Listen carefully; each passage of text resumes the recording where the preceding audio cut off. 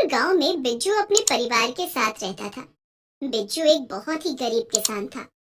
उसके पास थोड़ी सी जमीन थी जिसमें वो सब्जियां उगाता था, लेकिन उसके खेत में उगने वाली सब्जियां अच्छी नहीं होती थी। उनमें या तो कीड़े लगे होते थे या पेड़ से तोड़ने के कुछ देर बाद ही वो बासी हो जाती थी। बिज्जू के घर में उसकी पत्नी तारा और उसकी नन्ही सी बेटी अंजू रहते थे। बिज्जू रोज अपनी सब्जियों को गांव की मंडी में बेचने जाता था। अरे भाई, ये फूल गोभी कैसे दिए हो? 50 रुपए किलो साहब। लेकिन वो ग्राहक बिज्जू से फूल गोभी के दाम पूछकर आगे बढ़ जाता है। बिज्जू पीछे से उसे आवाज लगाता है। क्या हुआ साहब, ले लो ना, 40 रुपए किलो लगा दूंगा। नहीं नहीं, तुम्हारी फूल गोभियाँ बिल्कुल भी फ्रेश नहीं है। अरे साहब, आज ही तो खेतों से तोड़ कर लाया हूँ। इसी तरह से लोग बिज्जू से उसकी सब्जियां नहीं खरीदते, सिर्फ दाम पूछकर आगे बढ़ जाते। इक्का दुक्का लोगों ने ही बिज्जू से सब्जियां खरीदी। बिज्जू अपनी सब्जियों से भरी टोकरी लेकर शाम को घर आ गया। उसकी टोकरी देखकर उसकी पत्नी तारा ने उससे कहा, क्या आज भी सब्जियां नहीं बिकी? इस तरह से तो हम हमेशा गरीबी और तंगहाली में ही दिन गुजारेंगे। हमारी अंजू भी कभी स्कूल का मुंह नहीं देख पाएगी, खाने के लाले पड़े रहेंगे। क्या हम कोई ऐसा काम नहीं कर सकते जिससे हमारी अच्छी कमाई हो जाए? कोई भी अच्छा काम करने के लिए अच्छे पैसे भी तो होने चाहिए। हमारे पास तो खाने के लिए ही पैसा नहीं है, तो हम अच्छा काम कैसे करेंगे? रात को खाना खाकर पूरा परिवार सो गया। आधी रात में बहुत तेज बारिश होने लगी। बारिश की आवाज सुनकर बिज्जू और तारा की नींद खुल गई। अभी तो बारिश का मौसम भी नहीं है, फिर अभी इतनी तेज बारिश कैसे हो रही है? इंद्रदेव की जो मर्जी, वो जब चाहे बारिश करवा सकते हैं। ज्यादा बारिश हो गई तो हमारे खेतों में पानी भर जाएगा, फिर हम कल फसल भी नहीं रोप सकेंगे। हम कर भी क्या सकते हैं? बारिश रोकना तो हमारे बस में नहीं है। तुम सो जाओ। बिज्जू और तारा बातें करके फिर से सो जाते हैं। सुबह जब दोनों की आंख खुली तो मौसम बिल्कुल साफ हो चुका था और सूरज की रोशनी सीधे बिज्जू के खेत पर पड़ रही थी।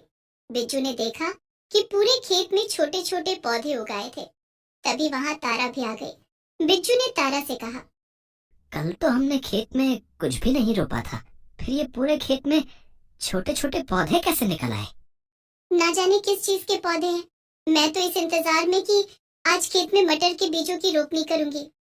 लेकिन हमारे खेत में ये पौधे इस तरह से उगाए हैं जैसे किसी ने इनकी रुपाई की हो। सारे एक ही आकार के हैं। क्यों ना हम कुछ दिन रुक कर देखें कि ये पौधे किस चीज के हैं? ठीक है, थोड़ा इंतजार करके देख लेते हैं, लेकिन हम ज्यादा इंतजार नहीं कर सकते। जल्दी खेत में कुछ नहीं उगाया तो हमारी कमाई कैसे होगी?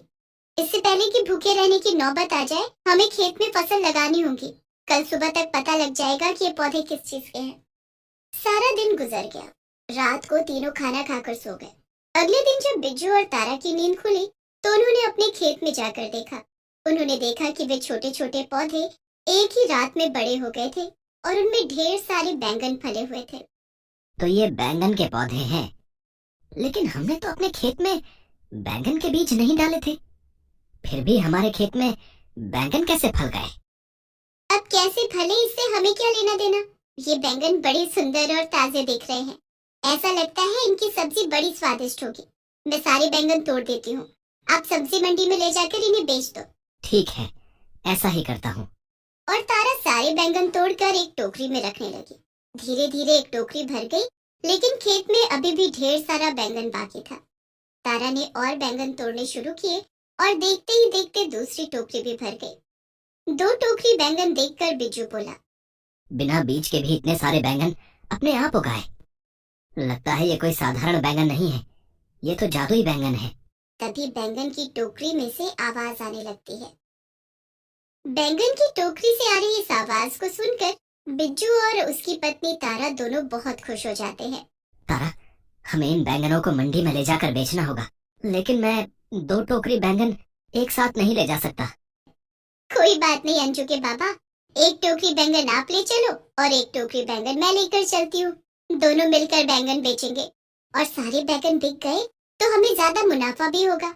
लेकिन अंजू को किसके पास छोड़कर जाएंगे? अंजू को हम मंडी में साथ लेकर चलेंगे।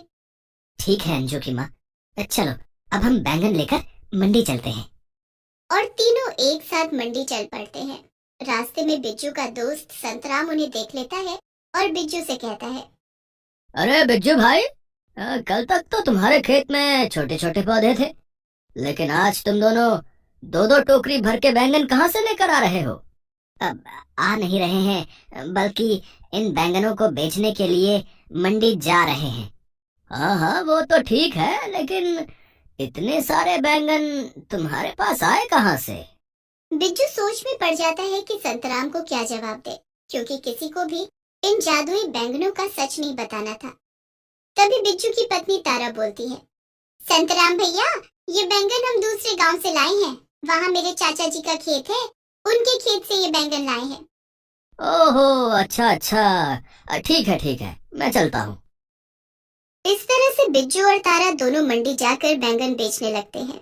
उनके बैंगन ताजे और काफी हृष्ट पुष्ट थे, जिस कारण ग्राहकों ने उनके सारे बैंगन खरीद लिए। उस दिन दोनों पति पत्नी की अच्छी कमाई हो गई। तारा, आज तो खूब पैसे मिले हैं, हमारे सारे बैंगन बिक गए। ऐसा पहली बार हुआ है कि मेरी सारी सब्जियां एक ही दिन में सबकी सब बिक गई हो।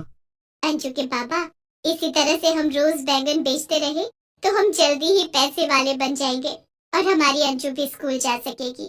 खाने पीने की भी कोई दिक्कत नहीं होगी।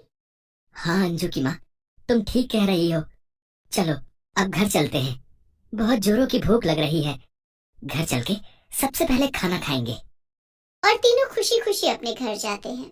इसी तरह बिज्जू के खेत में रोज ताजे ताजे रसीले बैंगन फल जाते और बिज्जू उन्हें तोड़कर टोकरी में भर लेता और फिर दोनों पति पत्नी मिलकर उन बैंगनों को मंडी में बेच देते। इससे उनकी आर्थिक स्थिति बहुत अच्छी होती जा रही थी। उन्होंने अपनी बेटी अंजू का नाम भी स्कूल में लिखवा दिया था। लेकिन बिज्जू और तारा की खुशियां संतराम से बर्दाश्त नहीं हो रही थी। ये बिज्जू रोज रोज इतने सारे बैंगन लाता कहाँ से है? मैं तो उसे कभी खेत में काम करते हुए भी नहीं देखता। ये सब कैसे हो रहा है? मुझे पता करना ही होगा। और उस रात संतराम बिज्जू के खेत में गया और सारी रात वहीं बैठा रहा। रात में बिज्जू के खेत में एक भी बैंगन नहीं थे। संतराम खेत के पास बैठकर खेत को निहारता रहा, लेकिन वो ज्यादा देर तक नहीं जाग सका और उसकी आंख लग गई। जब सुबह उसकी नींद खुली तो उसने देखा कि खेत में चारों तरफ बैंगन ही बैंगन थे।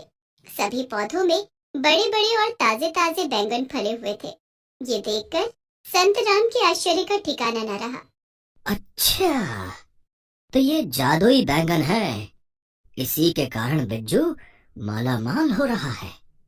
मुझे इन जादुई बैंगनों का कुछ तो करना ही पड़ेगा। और संतराम वहां से चला गया। उस दिन भी बिज्जू और तारा 2 टोकरी में बैंगन लेकर मंडी चले गए और उन्हें बेचकर वापस आ गए। संतराम रात होने का इंतजार करने लगा। उस रात जब बिज्जू और तारा खाना खाकर सो गए, तब संतराम बिज्जू के खेत में आया और उसने बैंगन के सभी पौधों पर एसिड छिड़क दिया। अब देखता हूँ कि कल सुबह इन पौधों में बैंगन कहाँ से आते हैं। अब जादुई बैंगनों का खेल खत्म। और ये सब करके संतराम वहां से चला गया। आधी रात को फिर से जोरों की बारिश होने लगी। बारिश की आवाज सुनकर बिज्जू और तारा की नींद खुल गई और तारा को बैंगन के पौधों की चिंता होने लगी। अंजू के बाबा, बाहर इतनी तेज बारिश हो रही है, खेत में पानी भर गया तो हमारे बैंगन के पौधे गल जाएंगे। तुम चिंता मत करो अंजू की माँ, वो जादुई बैंगन है। उनके बीज सीधे स्वर्गलोक से आए हैं। बारिश उनका कुछ नहीं बिगाड़ सकती है। और दोनों पति पत्नी फिर से सो जाते हैं। अगले दिन सुबह जब दोनों खेत में गए तो सभी पौधों में पहले की तरह ही ढेर सारे बैंगन लगे हुए थे। देखा अंजू की माँ, मैंने कहा था ना कि ये जादुई बैंगन है, इन्हें कुछ नहीं होगा। हाँ, अब जल्दी जल्दी इन बैंगनों को तोड़ लेते हैं। और दोनों ने सारे बैंगन तोड़ लिए और उन्हें घर के अंदर लेकर आए। तभी उन बैंगनों में से आवाज आई, बिज्जू, तुम्हारे दोस्त संतराम ने कल रात बैंगन के पौधों पर एसिड डाल दिया था। इन पौधों को सुरक्षित करने के लिए इंद्रदेव ने आसमान से अमृत वर्षा की थी, जिससे तुम्हारे ये जादुई बैंगन फिर से उगाए। तुम्हें लोगों की बुरी नजर से अपने बैंगनों को बचाना होगा। ये सुनते ही बिज्जू और तारा बहुत डर गए। अंजू के पापा, हमारे जादुई बैंगन को बचाने के लिए हमें कुछ करना होगा। तुम फिक्र मत करो, मैं कुछ करता हूँ। उस दिन बिज्जू ने अपने खेत के चारों तरफ लोहे के कटीले तार लगवा दिए और उनमें बिजली का करंट लगवा दिया। अब हमारे खेत की तरफ कोई आंख भी उठाकर नहीं देख पाएगा और हमारे जादुई बैंगन हमेशा इसी तरह फलते रहेंगे। इस तरह से बिज्जू और तारा जादुई बैंगन की मदद से बहुत अमीर हो गए। उनकी सारी तकलीफें भी दूर हो गई।